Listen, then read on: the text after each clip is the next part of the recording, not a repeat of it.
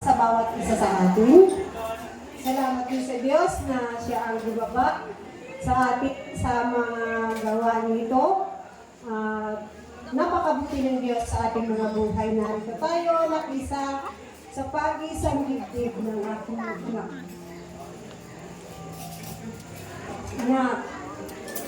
Sobrang napakabuti ng Diyos, sobrang grateful and thankful ako sa iyo. Napakabuti niya. Maraming salamat sa iyo na bagaman iniwan tayo ng ating Papa. Ngunit alam ko na masaya siya sa araw na ito at alam ko na nararamdaman niya ang kaligayahan sa kanyang buhay bagaman siya ay kinuha ng Diyos. Salamat at patuloy na nandyan ka na siyang sumusuporta sa amin, sa iyong mga kapatid. Maraming salamat. Ikaw yung nagbibigay lakas sa akin bilang isang ina na nang mawala ang iyong ama, parang hindi ko kayang tanggapin. Ngunit nandyan ka na siyang nagpapalakas ng aking loob kasama ng iyong mga kapatid. Bagaman may mga trials na dumarating sa ating buhay. Ngunit salamat sa Diyos at kaya natin ito paglabanan, lalaban tayo at malalampasan natin lahat ang mga trials na dumating sa ating mga buhay. Salamat sa Diyos at salamat bagaman nandiyan ang iyong kapatid, nandiyan ang aking anak, na siguro naman po ay nakikita ninyo yung kanyang kalagayan. At sa araw pong ito ay sana po ay yung kanyang sa kalagayan po niya na sa ospital po siya ngayon. At yun po ay schedule sana ng kanyang operasyon. Ngunit ipinag-pray po namin sa Diyos na sana ay maging maayos yung kanyang kalagayan. At pinuto niya, God answers pray. At nais niya na sabi niya ay sana wag muna siyang operasyon o maoperahan. At nandun po yung God answers prayer.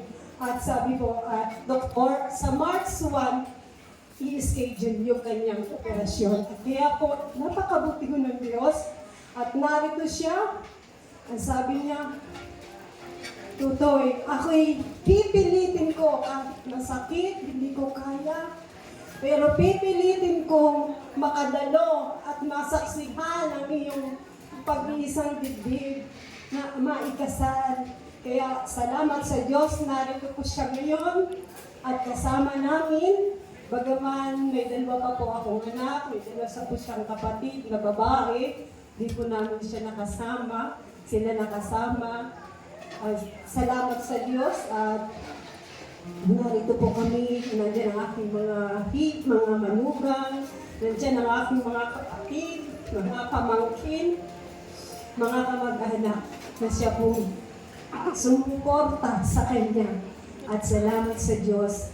At anak, ang aking masasabi ay, lalo sa inyong dalawa, Alex, kayo ay hindi na dalawa, kayo'y pinagtanan ng Diyos.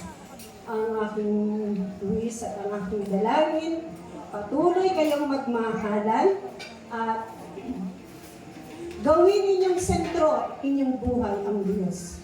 Ang bawat mga pangarap nyo, ang bawat mga gawain, ipagkatiwala ninyo sa Diyos. At siyang una ninyong ibibigay sa Diyos ano man yung magagawin niya sa inyong mga buhay. At naway, marami pang mga blessing, mga biyaya, ibigay sa inyo ng Panginoon at magkaroon ulit ako ng apo, madagdagan. Salamat sa Diyos. Elaine, Alex, welcome ka sa aming pamilya. Mahal namin kayong lahat. Congratulations and best wishes sa inyong dalawa. Parang pahag ko na